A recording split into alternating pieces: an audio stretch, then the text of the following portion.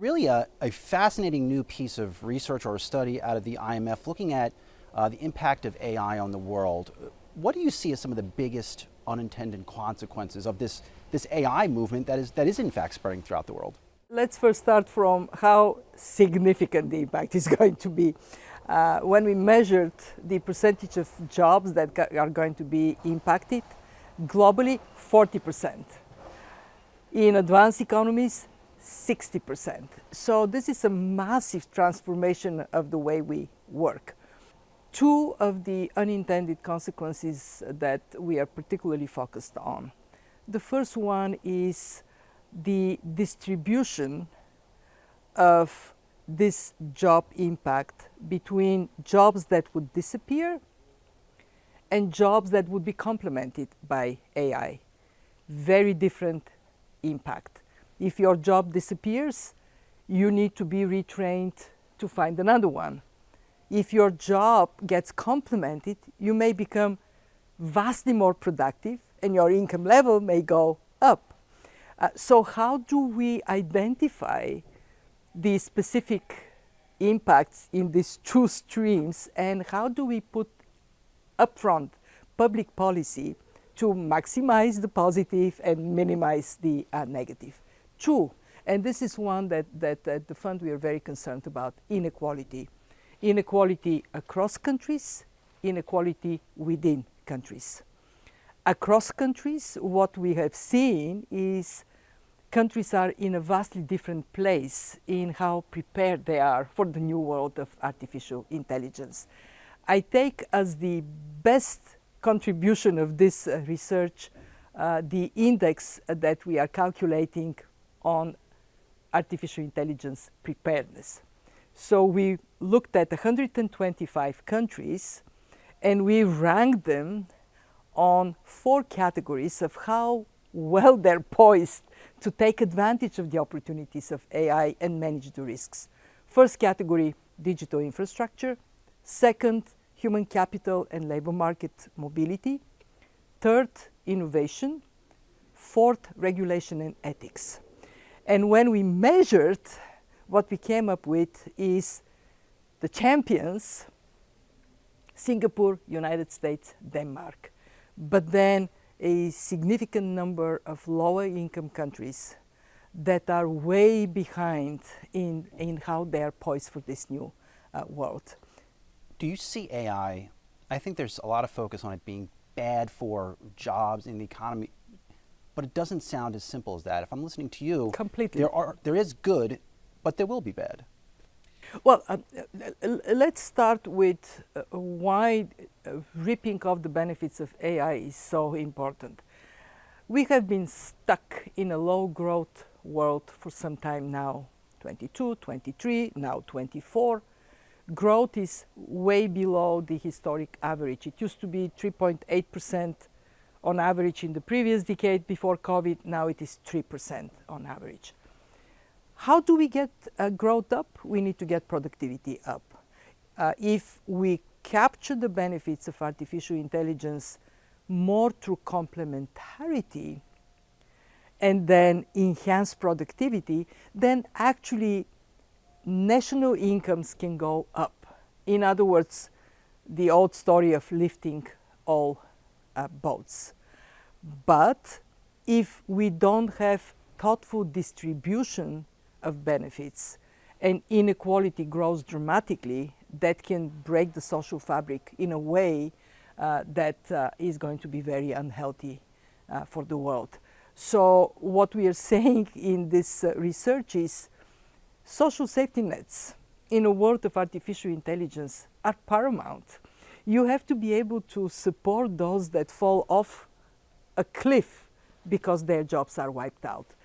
We also look at who are most adaptable, obviously the younger generation. In some areas, women more adaptable, but in others less. And the older generation may need more support to catch up in this new world. Ethical considerations are going to be hugely important. This is now not our specialty, but we recognize that unless you have policy framework that says, okay, you have a small number of companies that are hugely ripping off the benefits of this tremendous advancement in technology. How do they contribute to the rest of society? How is this going to be handled? And then ethics goes into regulation.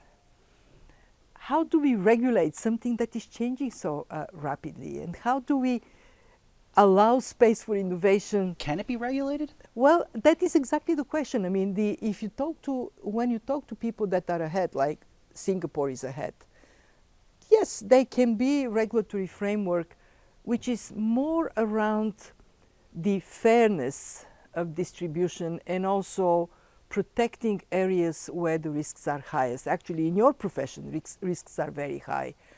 Nobody's taking my job, managing director. I'm not ready to give it to a robot yet. No, absolutely do not. Okay. But what you know is that there could be creation of reality that swings public opinion in a very dramatic way. It can undermine democracy, and we have seen it. It's no more fiction.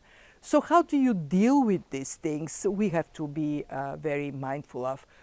But pretending that we can put a leash on rapidly changing technology, this is going to be an illusion. So regulation that, as the experience in Singapore shows, that is more in terms of defining what are the issues and then systematically thinking through, rather than trying to put upfront a framework, is probably the way we would go. You mentioned social safety nets and AI. Now, I imagine this will put a lot of folks out of work. Do you imagine that governments now have to create new social safety networks to support people who just can't get trained up on these new jobs? Well, yes. The short answer is yes. Governments need to think about the way in which they protect, especially the older workers with lower skills that see their jobs wiped out by artificial intelligence, because retraining is an option, but for some of them may not be a viable option. You have to try it and yet recognize that support would be necessary. And that goes into distribution of benefits. In a best case scenario, we have artificial intelligence lifting up a productivity. Big part of it is complementary rather than substituting massively labor.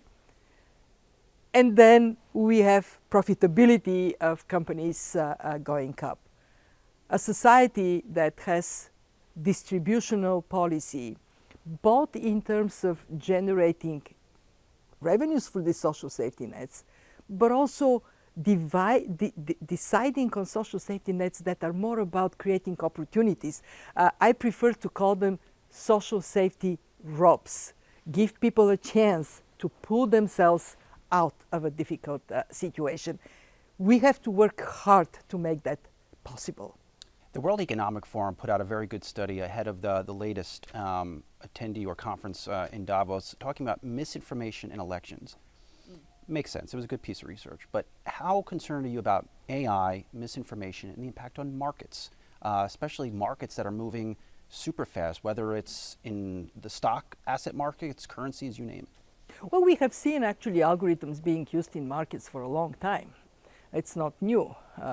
And so far, so good. It hasn't led to market manipulation. It actually led to efficiencies, speed of transactions, and overall, on the whole, a positive economic impact.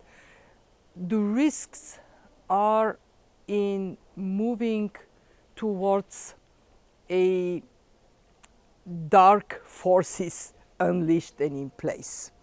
And I may be this rare breed of relentless optimist. But the way I think about it is majority of people on this planet, vast majority of people on this planet are good people. They're ethical. The problem we face is that this small minority of hateful, evil creatures is very loud and very visible. So we will have a society, we will have a big test. How do we make the now more silent majority of goodness to determine the way we live. And you would have a big role. And yes, I agree, your job is safe because it does require that emotional intelligence you bring to this conversation. Okay, I feel a little bit better. Thank you.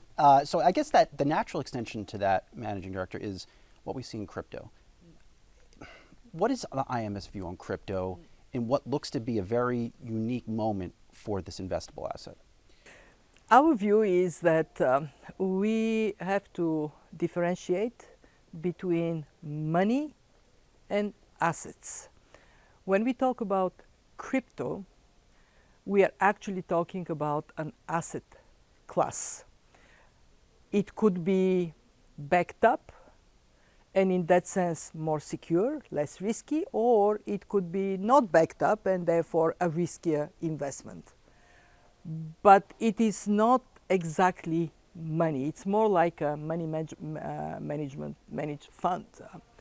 So when we look at money, there we have the central bank digital currencies, and they are indeed a digitalized form of money.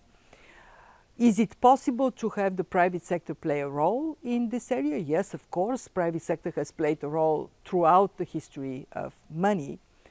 But we have to be very careful to inform the public about what exactly in front of them the private sector has placed. I like the notion that we can enhance the payment systems with private sector participation, but we have to be careful not to mislead the public that crypto is equivalent in all cases of money.